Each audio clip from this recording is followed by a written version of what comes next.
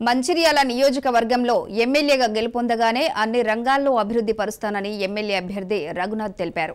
దేశంలో బీజేపీ చేస్తున్న అభివృద్ధిని చూసి రాష్ట్ర ప్రజలు రాజకీయ మార్పు కోరుకుంటున్నారని అన్నారు. రాష్ట్రంలో డబుల్ ఇంజన్ సర్కారు రావడం ఖాయమంటున్న రఘునాథ్తో మా ప్రతినిధి Arun Kumar face to face.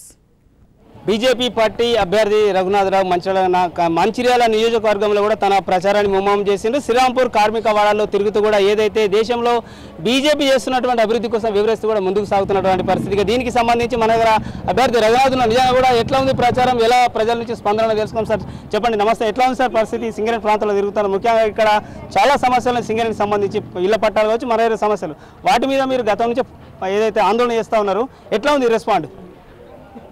KCR అందరికంటే ఎక్కువ ఎవరినైనా మోసం చేసిండంటే అది సింగరేణి కార్మికులను. సింగరేణి కార్మికులు తెలంగాణ ఉద్యమంలో కీలక పాత్ర పోషించారు. కానీ అదే సింగరేణిని ఇక్కడ గెలిచినాక ఇవాళ సింగరేణి ప్రాంతంలో కనీస మౌలిక వసతులు లేవు. సింగరేణికి 2200 కోట్ల రూపాయల లాభాలు వచ్చినాయి. మరి ఆ 2200 కోట్లు ఎక్కడికి పోతున్నాయి? సింగరేణి కార్మికులకు 10,000 కొత్త క్వార్టర్లు కట్టిస్తాను. ఏడవే నేను 10 క్వార్టర్లు కూడా కట్టలేదు. తాగునీటి సమస్య మిషన్ భగీరథతోటి అనుసంధానం చేస్తాడు. ఇలా కార్మికుల క్వార్టర్లు, కార్మికుల వాడలలో పోతే మనము మోరీలు లేవు, రోడ్లు లేవు, పిల్లగాళ్ళు ఆడుకుందామంటే ఒక గ్రౌండ్స్ లేవు, పార్కులు లేవు, చదువుకుందామంటే ఒక లైబ్రరీ లేదు, ఈ ప్రాంతంలో చెప్పుకోదగ్గ ఒక స్కూల్ లేదు, ఒక ఉన్నత విద్యా సంస్థ లేదు. ఇట్లా సింగరేణిలో వచ్చిన లాభాలను ఈ ప్రభుత్వము వేరే జిల్లాలకు తీసుకుపోవడము, వేరే పథకాలకు వాడుతుంది. కానీ సింగరేణిలో వచ్చిన లాభాలను సింగరేణి కార్మికులు వాళ్ళ యొక్క కుటుంబాల సంక్షేమం కొరకు, వాళ్ళ యొక్క అభివృద్ధి కొరకు, ఆఖరికి చనిపోతే కాలబెడటానికి సింగరేణి ప్రాంతంలో ఒక శ్మశాన వాటిక కూడా లేదు. ఇట్లా సింగరేణిలో చాలా సమస్యలు ఉన్నాయి. సింగరేణి ప్రాంత ప్రజలందరూ కూడా మార్పు కోరుకుంటున్నారు. గతంలో కాంగ్రెస్ పార్టీకి అవకాశం ఇచ్చారు, తర్వాత 10 సంవత్సరాల నుంచి టీఆర్ఎస్కి ఇచ్చారు. ఈరోజు సింగరేణి కంపెనీలా కావచ్చు, కంపెనీలో ఎటువంటి మార్పులు, సింగరేణి సంస్థల ఎటువంటి మార్పులు తీసుకురావాలన్నా అది కేవలం బీజేపీతోటే సాధ్యం.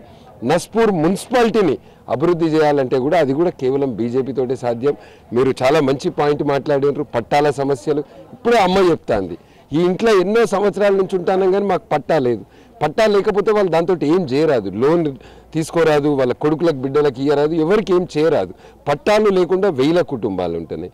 అదేవిధంగా కాంగ్రెస్ ప్రభుత్వం టైంలో 2013లో దాదాపు 8000 మందికి పట్టాలు ఇచ్చారు, చెల్లని పట్టాలు. పట్టా ఇచ్చారు కానీ వాళ్ళకి ఇప్పటి వరకు జాగలు ఇవ్వలే. సో ఇట్లా ఈ 2 రకాల పట్టాల సమస్యలు ఉన్నాయి. ఈ 2 సమస్యలు కూడా కేవలం భారతీయ జనతా పార్టీ కొట్లాడుతుంది. వాళ్ళకందరికీ న్యాయం మేము చేస్తాం, వాళ్ళకందరికీ భరోసా మేము ఇస్తున్నాం. సార్, నిజానికి కూడా ఏదైతే గూడెం లిఫ్ట్ ఇరిగేషన్తో కూడా ఈ నియోజకవర్గానికి సంబంధించిన చాలా మంది రైతులు, లక్ష్మీపేట ప్రాంతానికి సంబంధించి చాలా మంది రైతులు కూడా తీవ్ర ఇబ్బందులు పడుతూ ఉన్నారు. కానీ బీజేపీ పార్టీ పరంగా కూడా మీరు చాలా మంది రైతులకు అండగా నిలిచిరు, ఆందోళన చేశారు. నిజంగా కూడా ఈసారి మీరు అధికారంలోకి వస్తే వాళ్ళకి ఎటువంటి అష్యూరెన్స్ ఇవ్వబోతున్నారు?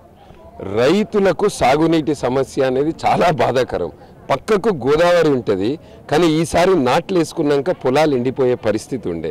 సో సాగునీటి సమస్య పరిష్కారం, గూడెం లిఫ్ట్ ఆ రోజు కమిషన్ల కొరకు వీళ్ళు కకృతి పడకపోతే కాంగ్రెస్ టైంలో ఇదే కాంగ్రెస్ అభ్యర్థి, టీఆర్ఎస్ అభ్యర్థి ఆ రోజు నాసి రకం పైపులు వేయకపోతుండే ఈ సమస్య రాకపోతుండే. దీనికి అంతటి కారణం అవినీతి, ఒక ముందు చూపు లేనితనము, ఒక ఆలోచన లేక చేస్తే ఇట్లయితుంది. కడెం నుంచి కూడా నీళ్ళు వచ్చేట్టున్నాయి. సో సాగునీటి సమస్య అంటే చిట్ట చివరి ఆయకట్టు వరకు ఎవరికైతే చివరి రైతులు ఉన్నారో దండపల్లి, లక్షట్పేట, ఆజిపూర్ అందరికీ సాగునీరు అందాలి. నంబర్ 1 అది. నంబర్ 2 పాయింట్, ఇక్కడ పెద్ద సమస్య రైతులు పండించిన వడ్లల్లో కట్టింగ్లు పెడుతుండ్రు. చాలా పెద్ద ఎత్తున కటింగ్ పెడుతున్నారు, చిన్న ఎత్తున కాదు. ప్రతి క్వింటాల్కి 10 కిలోలు కట్ చేస్తుంటారు. దాని మీద కూడా మేము ఒక్కరమే కొట్లాడినాం. ముఖ్యంగా ఏంటంటే రైతుకి రసీదు ఇస్తలేరు. రసీదు ఇవ్వకపోతే రైతుని ఆడుకుంటారు. కట్టింగ్ ఇక్కడ కాంటా పెట్టేటప్పుడు కట్టింగ్ పెడుతుర్రు, మళ్ళీ రైస్ మిల్లుకు పోయినాక కూడా కట్టింగ్ పెడుతుండ్రు. ఒక్క గింజ కూడా కట్టింగ్ లేకుండా రైతు పండించిన ప్రతి గింజ కూడా కొనేలాగా చేస్తాం, ప్రతి ఒక్కరికి రసీదు ఇచ్చేలాగా చేస్తాం. దాంతోపాటు సాగునీటి సమస్య పరిష్కరిస్తాం.